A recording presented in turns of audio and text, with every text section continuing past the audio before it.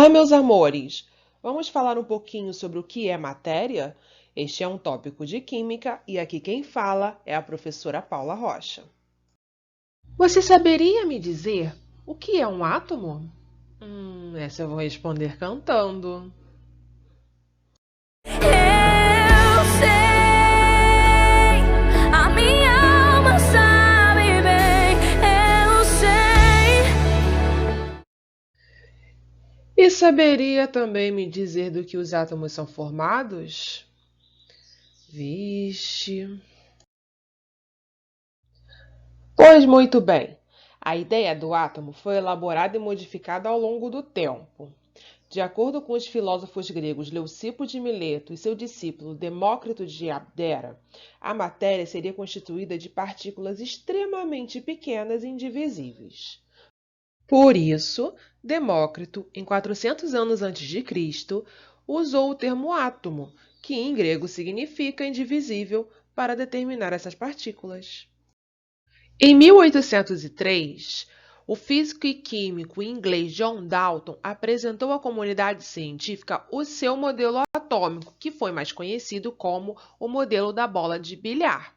Isso mesmo, bola de bilhar. Para ele, a matéria é formada por partículas fundamentais, que seriam os átomos, e esses átomos seriam partículas maciças indivisíveis, como uma bola de bilhar. Elementos químicos iguais possuem átomos iguais.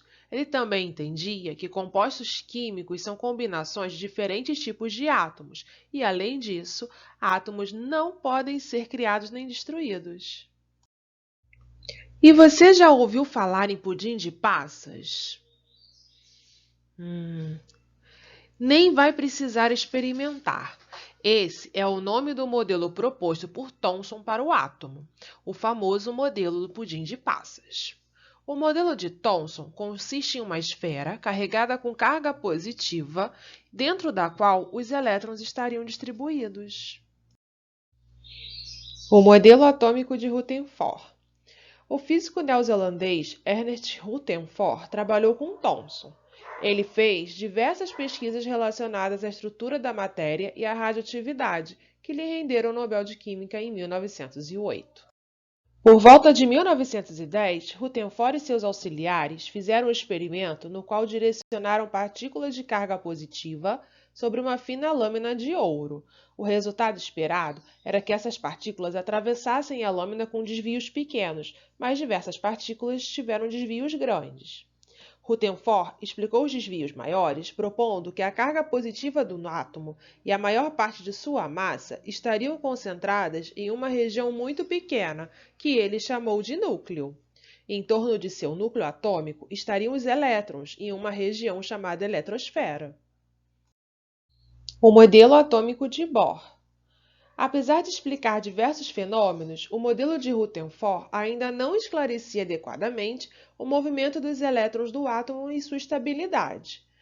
O físico dinamarquês Niels Bohr fez pesquisas sobre a estrutura do átomo e propôs um modelo atômico no qual os elétrons orbitariam no núcleo do átomo em determinadas órbitas ou níveis de energia nos quais ele é estável. Mas como seria o modelo atômico atual? O modelo atômico aceito atualmente é baseado no modelo atômico de Rutherford-Bohr, com algumas adaptações, incluindo novas descobertas. Ele considera o núcleo uma região extremamente pequena, onde se concentra a maior parte dessa massa do átomo. Nessa região encontram-se as partículas subatômicas com carga positiva, chamadas prótons, e as partículas subatômicas com carga neutra, chamadas nêutrons. Já a eletrosfera é a maior região do átomo, que fica ao redor do núcleo. É nela que se encontram as partículas subatômicas com cargas negativas, chamadas elétrons, que estão em constante movimento. Na eletrosfera, há prováveis regiões onde o elétron pode estar. Cada elemento químico tem características próprias, o que permite diferentes aplicações para cada um deles. O que diferencia um elemento químico de outro é a quantidade de prótons do núcleo de seus átomos. Átomos de um mesmo elemento químico têm a mesma quantidade de prótons. O número de prótons é o que define o chamado número atômico, representado pela letra Z. Como vimos, a maior parte da massa do átomo se encontra no núcleo, onde estão os prótons e os nêutrons. Por isso, o número de massa de um átomo, representado pela letra A maiúscula, é determinado considerando-se apenas o número de prótons e o número de nêutrons.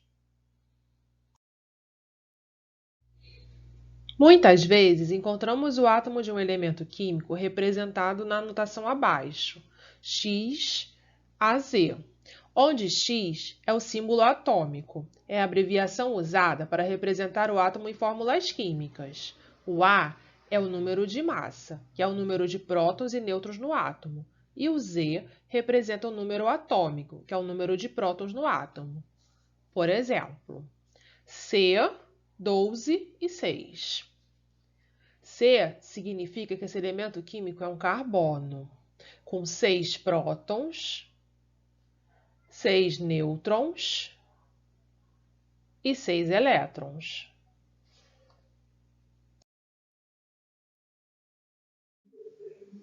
Prontos para praticar o que vimos até agora? Vamos lá!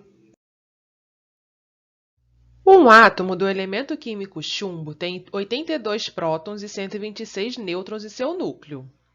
Qual o número atômico Z do elemento químico chumbo? Nesse caso, o número atômico é o mesmo que o número de prótons, então Z igual a 82. Letra B.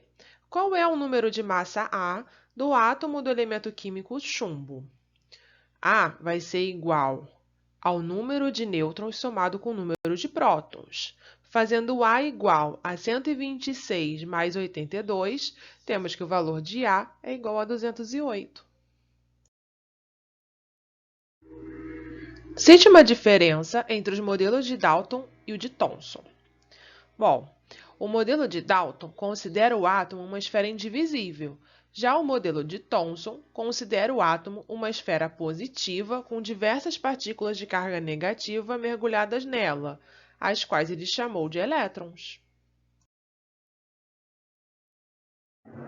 Por hoje é só, pessoal. Tchau, tchau e até a próxima!